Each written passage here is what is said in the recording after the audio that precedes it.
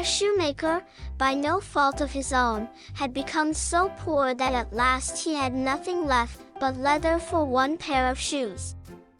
So in the evening, he cut out the shoes which he wished to begin to make the next morning, and as he had a good conscience, he lay down quietly in his bed, commended himself to God, and fell asleep.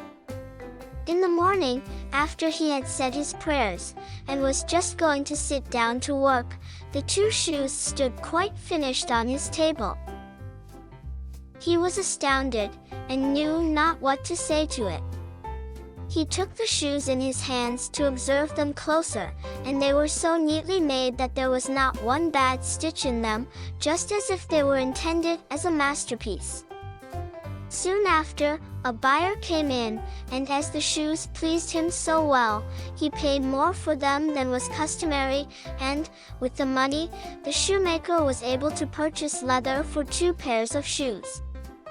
He cut them out at night, and next morning was about to set to work with fresh courage, but he had no need to do so, for, when he got up, they were already made, and buyers also were not wanting, who gave him money enough to buy leather for 4 pairs of shoes.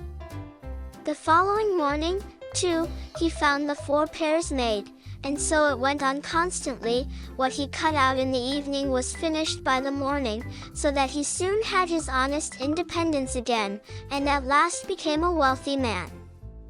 Now it befell that one evening not long before Christmas, when the man had been cutting out, he said to his wife, before going to bed, "What think you if we were to stay up tonight to see who it is that lends us this helping hand?" The woman liked the idea, and lighted a candle, and then they hid themselves in a corner of the room, behind some clothes which were hanging up there, and watched.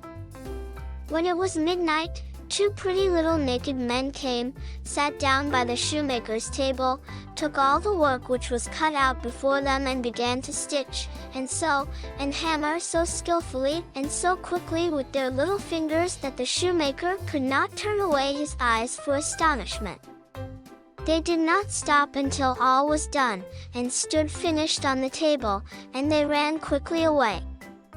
Next morning the woman said, "The little men have made us rich, and we really must show that we are grateful for it.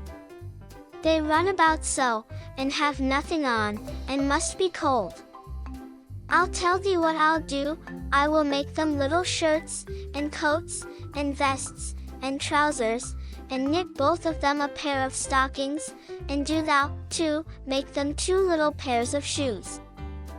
The man said, "I shall be very glad to do it," and one night, when everything was ready, they laid their presents all together on the table instead of the cut-out work, and then concealed themselves to see how the little men would behave.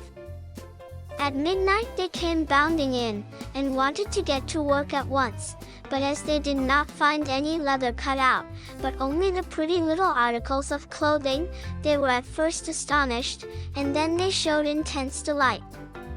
They dressed themselves with the greatest rapidity, putting the pretty clothes on, and singing, "Now we are boys so fine to see. Why should we longer cobblers be?" Then they danced and skipped and leapt over chairs and benches. At last they danced out of doors. From that time forth they came no more, but as long as the shoemaker lived all went well with him, and all his undertakings prospered.